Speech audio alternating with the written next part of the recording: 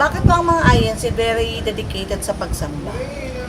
Maraming salamat po sa inyong tanong at natitiyak po namin na ito rin ang ipinagtataka po at itinatanong ng mga nagmamasid o nagsusuri po sa Iglesia ni Cristo. Kasi nakikita po nila ang maraming mga kapatid sa Iglesia na talagang ipinagpapauna ang pagsamba kaysa pagtatrabaho, kaysa pag-aaral at sa iba pang mga gawain sa buhay na ito.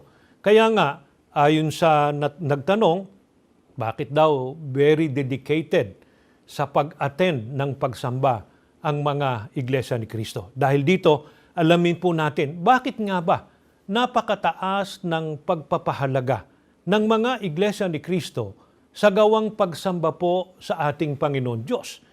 Sino po ba ang may utos nito? Biblia po ang sasagot. Pakinggan po ninyo dito po sa awit 29:2, ganito ang ating mababasa. Pakinggan po ninyo. Ibigay ninyo sa Panginoon ang kaluwalhatiang marapat sa kanyang pangalan. Inyong sambahin ang Panginoon sa kagandahan ng kabanalan. Mga kababayan, maliwanag po ang mga pahayag na ito ng Biblia. Dapat nating ibigay sa Panginoon Diyos ang kaluwalhatiang marapat sa kanyang pangalan at ang sabi pa, inyong sambahin ang Panginoon sa kagandahan ng kabanalan. Kaya maliwanag na nakasulat po sa Biblia na utos po at kalooban ng ating Panginoon Diyos ang gawang pagsamba po sa Kanya. Kaya dapat lamang po na ito ay ating tuparin at bigyan ng mataas na pagpapahalaga o importansya.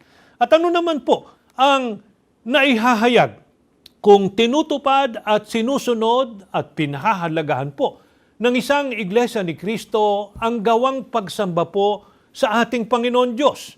Ganito po ang ating mababasa. Pakinggan po ninyo sa awit, sa 102-3, ganito po ang maliwanag na pahayag sa atin. Mangaglingkod kayo na may kasayahan sa Panginoon. Magsilapit kayo sa kanyang harapan na may awitan. Alamin ninyo na ang Panginoon ay siyang Diyos. Siya ang lumalang sa atin na tayo Kanya. Tayo'y Kanyang bayan at mga tupa ng Kanyang pastulan. Sana po ay narinig at naunawaan natin ang mga pahayag na ito ng Biblia. Kailangang maglingkod at alamin niya o kilalanin ng tao na ang Panginoon Diyos ang siyang lumalang sa Kanya.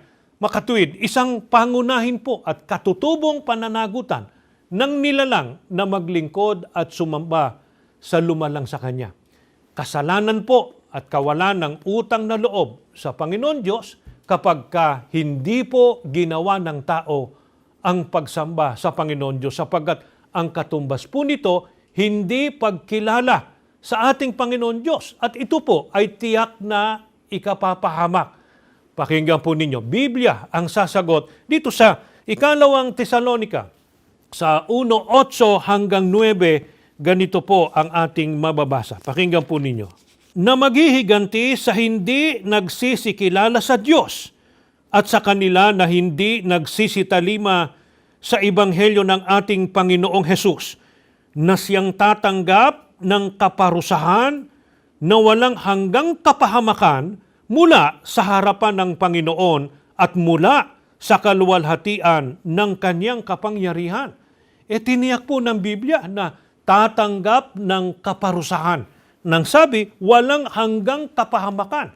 Yung mga hindi po nagsikilala sa ating Panginoon Diyos at hindi anya nagsitalima sa Ebanghelyo ng ating Panginoong Hesukristo, na ang katumbas po mapapahamak at hindi po maliligtas pagdating ng araw ng paghuhukom. Kaya, kung mapapansin po ninyo mga kababayan at mga kaibigan, napakabigat po na kasalanan ang hindi po pagsamba sa ating Panginoon Diyos. Kaya nga, habang may pagkakataon pa po at taglay natin ang ating buhay at lakas, dapat nating tuparin at pahalagahan ng pagsamba sa ating Panginoon Diyos. Subalit, nangangahulugan po ba naman na lahat ng pagsambang ginagawa ng tao ay tatanggapin po at pagiging dapatin ng ating Panginoon Diyos? Hindi po. sapagkat merong mga pagsamba na ginagawa ang tao pero wala pong kabuluhan sa ating Panginoon Diyos. At yan po'y tiniyak ng Biblia. Dito sa Mateo, sa 15 at 9, ganito po ang ating mababasang pahayag ng banal na kasulatan. Pakinggan po ninyo. Datapwat walang kabuluhan ang pagsamba nila sa akin na nagtuturo ng kanilang pinakaaral ang mga utos ng mga tao. Ang binasa po natin ay pahayag ng ating Panginoon Diyos na itinuro po ng ating Panginoong Hesukristo kapag ka ang pagsambang isinasagawa po ay nakasalig lamang sa mga utos at aral ng tao o ang sinusunod, aral at utos lamang po ng tao, ang gayong pagsamba ay walang kabuluhan sa ating Panginoon Diyos. Kaya niliwanag po natin kanina na kaya napakataas ng pagpapahalaga ng Iglesia ni Cristo sa mga pagsamba sapagkat ito po ay malinaw na utos ng ating Panginoon Diyos. Katutubong pananagutan ng bawat isa sa atin at marapat lamang po na ang masunod sa pagsamba sa Panginoon Diyos ay ang kanyang mga aral at mga utos upang tanggapin niya ang gayong mga pagsamba. Bukod dito, bakit pa nakatitiyak ang mga iglesia ni Cristo na tinatanggap po ng ating Panginoon Diyos ang isinasagawang mga pagsamba?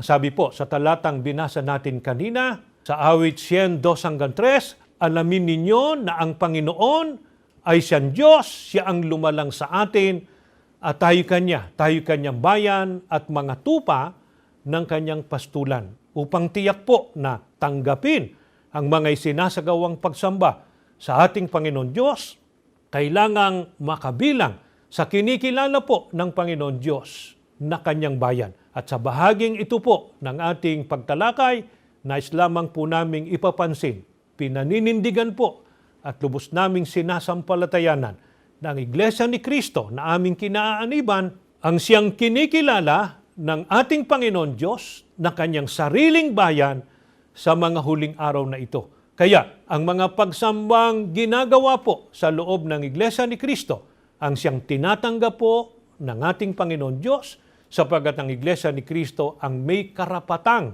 magsagawa nito at ang nasusunod dito ay ang mga aral at utos po ng ating Panginoon Diyos. Ito po ang ilan pa sa mga dahilan kaya napakataas ng pagpapahalaga ng Iglesia ni Cristo sa mga gawang pagsamba po sa ating Panginoon Diyos. At ano naman po kaya ang tinitiyak ng Biblia na magiging katangian at kapalaran ng mga lingkod niya na napakataas ng pagpapahalaga sa pagsamba saan man sila naroroon at anuman ang sitwasyon ng kanilang buhay at pamumuhay ay laging nasa pagsamba. Ganito po ang maliwanag na itinuturo ng Biblia. Pakinggan po ninyo. Dito po sa awit 34, 12 at 14 at 8 hanggang 10, ganito ang ating mababasa. Pakinggan po ninyo. Gusto ba ninyo ng isang mahaba at mabuting buhay? Tumalikod sa lahat ng mga pagkakasala at gugulin ang iyong panahon sa paggawa ng mabuti? O subukin ninyo ang Diyos at masdan ninyo kung gaano siya kabuti?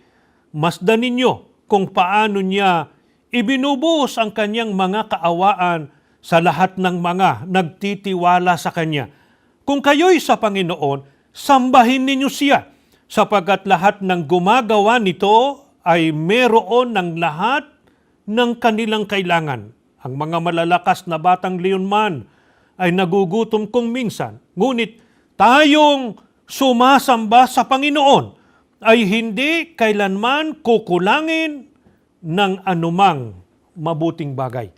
Mga kaibigan at mga kababayan, maliwanag at sampalatayanan po natin ang mga pahayag po na ito ng Biblia.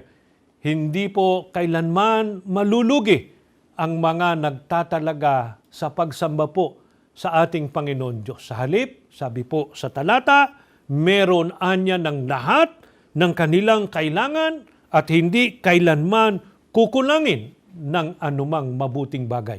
Ito po ang dahilan.